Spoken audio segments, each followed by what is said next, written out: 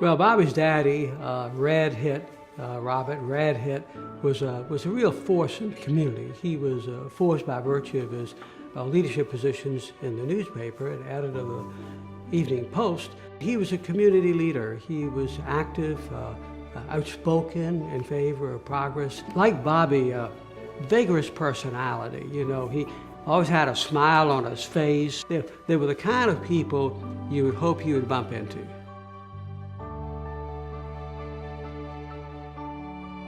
I was in the had been in the state legislature, so followed the paper and read the state religiously because it was necessary to do.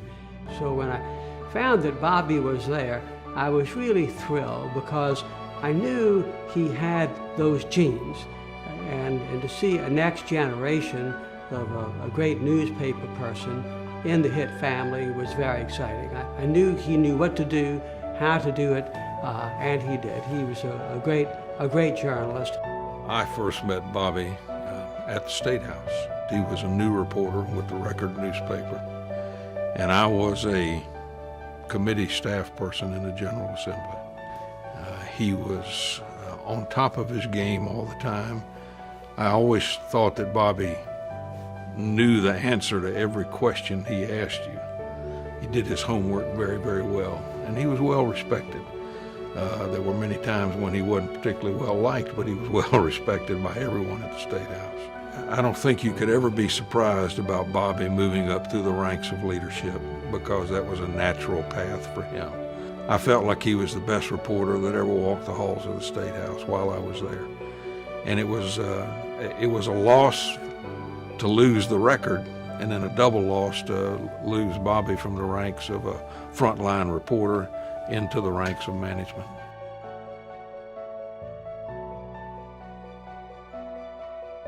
The year was 1992. It was July. My wife and I, my little boy, 5.5 at that time, arrived in South Carolina to begin setting up the BMW manufacturing facility.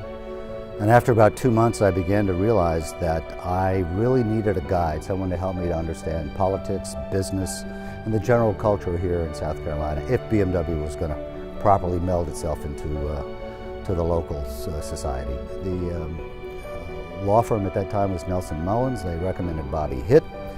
We set up a meeting, and it took me all of about 5 minutes to realize two things. Number one, they had absolutely sent me the right guy. And at the same time, I knew that sooner or later, I was going to have to hire this man into BMW. And sure enough, he came on board in, I think it was June of 1993. And as they say, the rest is history.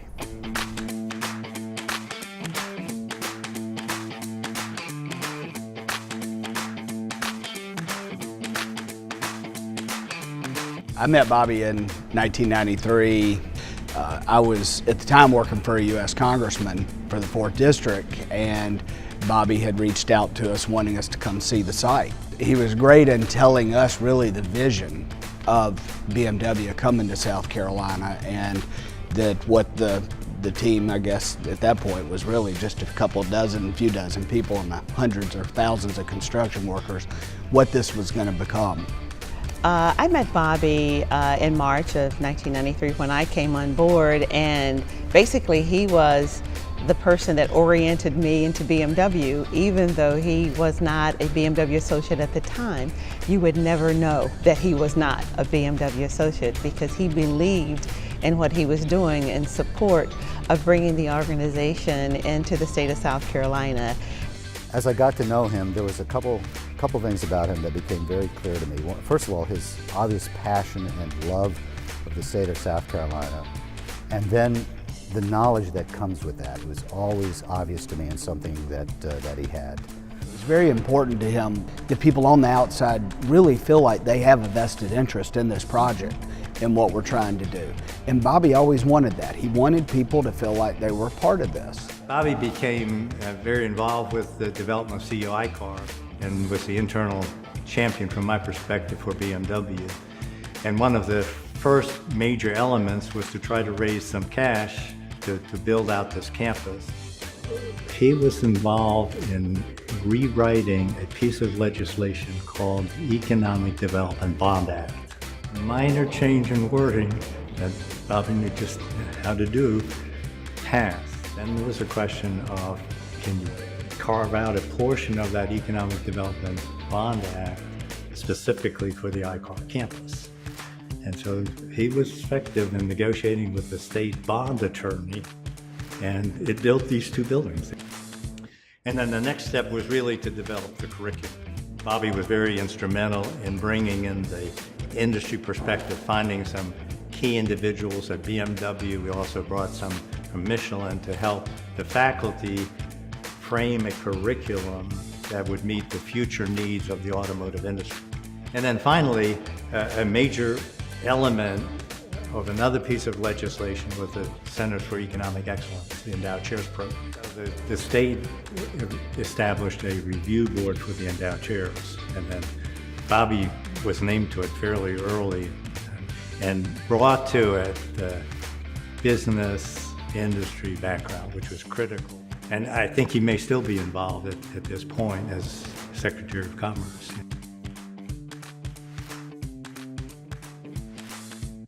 When Bobby was selected to be Secretary of Commerce, I was so excited because he had the journalist background, those experiences, and then, of course, from the ground up with BMW, huge success story. Whoever's the Secretary of the Department of Commerce is going to work very closely with us, and we need to have good relationships.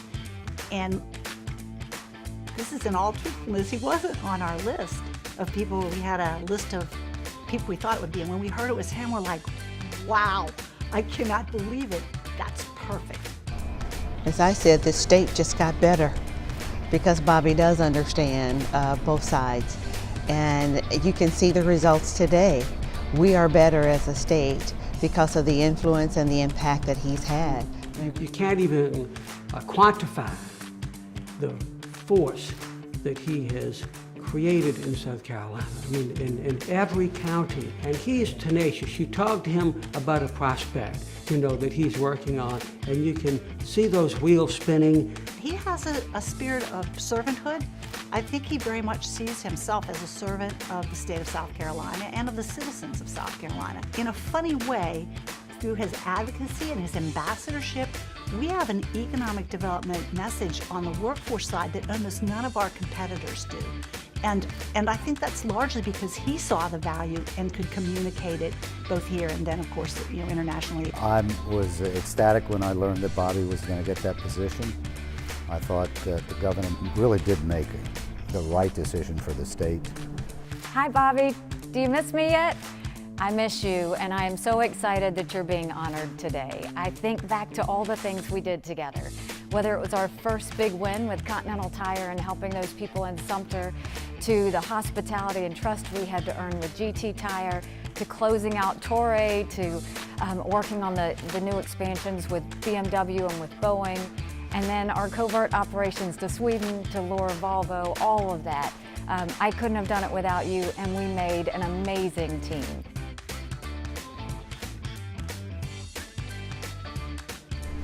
All stories related to Bobby are interesting stories. Some we can share, most of them we can't share. I have, I think, quite a few really good stories, but none of them are repeatable for public consumption. No, he is a character. Bobby and two other BMW managers and myself were preparing for a trip to South Africa. The flight, of course, to South Africa was 15 hours.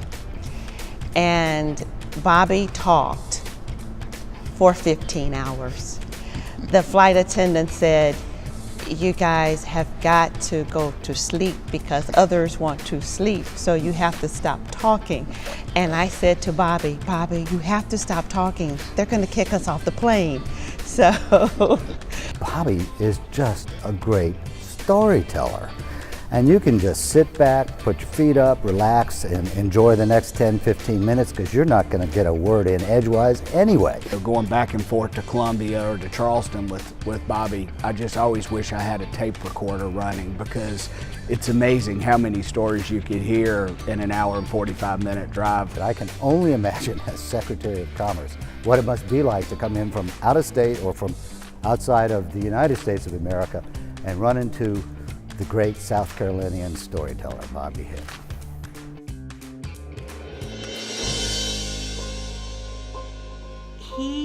has the ability to energize teams. And he sees everybody as part of the team. He knows that the people that work with him or for him, they are his family. But he also knows and understands that there's a family behind the family. So that passion for the internal family, the external family, and for the whole of South Carolina is what I think has just really made Bobby a great leader. Bobby has the traits of good judgment, decisiveness, fearlessness, and drive. His business knowledge, his knowledge about politics, and his understanding of human nature. He's a man of integrity. He has a great heart, and he's a problem solver, but more than that, he's kind of like the bulldog that'll go through the wall. He'll get it done. If there was a foxhole, I'd want him in it. Bobby, congratulations on the Distinguished Service Award. Bobby, congratulations. Congratulations, Bobby. I can't think of anyone in my 40 years of tenure in South Carolina who has done more for economic development. Okay, Bobby, 4 words for you. Congratulations, you deserve it. You deserve this, Bobby Hitt. What you have done for your state is extraordinary. I just want you to hurry up and retire so we can hang out together and reminisce. We really did make it a great day in South Carolina, and it will continue to be because of you. So enjoy this honor. Know that I'm extremely proud of you. I miss you, and enjoy this day. God bless you.